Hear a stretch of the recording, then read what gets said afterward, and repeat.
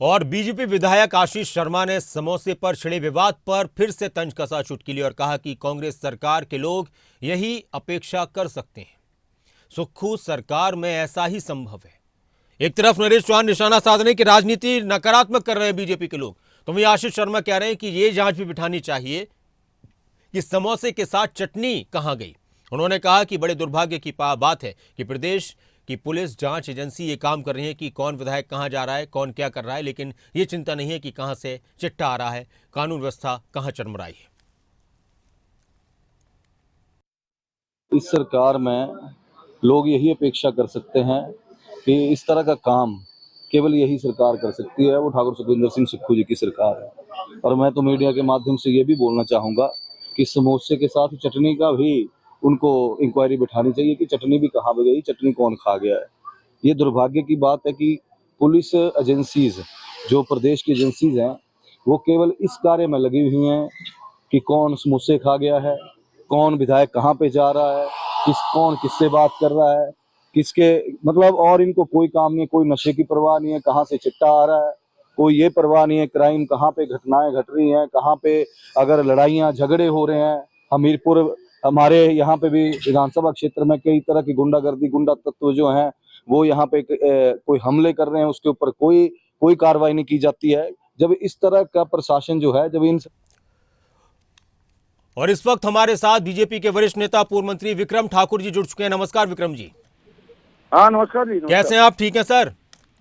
बिल्कुल विक्रम जी, समोसे पर राजनीति गर्मा गई है हिमाचल प्रदेश की। मुख्यमंत्री कह रहे हैं कि कोई मुद्दा नहीं है बीजेपी के पास, इसलिए समोसे पर ही उन्होंने राजनीति शुरू कर दिया, नकारात्मक राजनीति कर रहे हैं। कांग्रेस के नेता कह रहे हैं, आप कह रहे हैं कि कांग्रेस को दूसरे मुद्दों से ध्यान हटाकर इस पर बात करने की क्या जरूरत आ गई? इसमें कोई दो राय नहीं है कि प्रदेश के मुख्यमंत्री जी हिमाचल प्रदेश को बदनाम करने में किसी प्रकार की कोई कसर नहीं छोड़ी।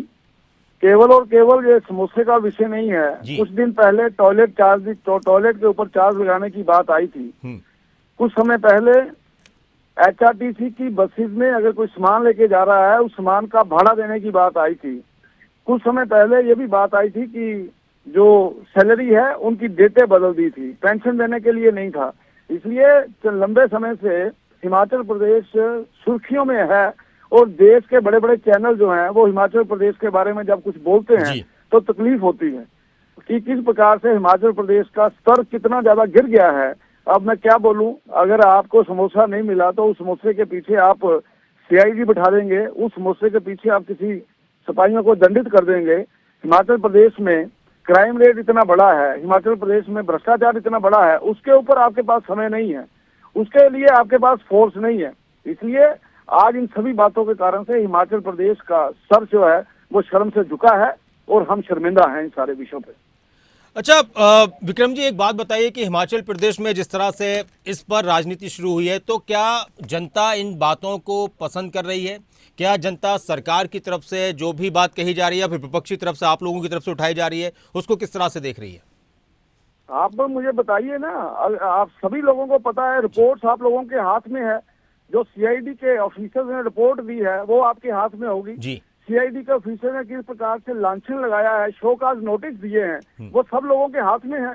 इसलिए इसमें अगर कोई बोलेगा कि जो बीजेपी ने मुद्दा उठाया है, ऐसा नहीं है। ये मुद्दा जो है, इस मुद्दे के कारण से मैं कह रहा हूँ हिमाचल प्रदेश शर्मसार हुआ है पूरे देश के अंदर जी। इसलिए हमें इस प्रकार की बातों की तरफ ध्यान नहीं देना चाहिए। हमारा प्रदेश आगे बढ़े, हमारे प्रदेश का विकास हो, प्रदेश आगे जाए, इन सारी बातों की तरफ ध्यान देना चाहिए। अच्छा, अब आप ये बताइए कि क्या आपने भी समोसा खाकर कुछ तंज किया, विरोध किया?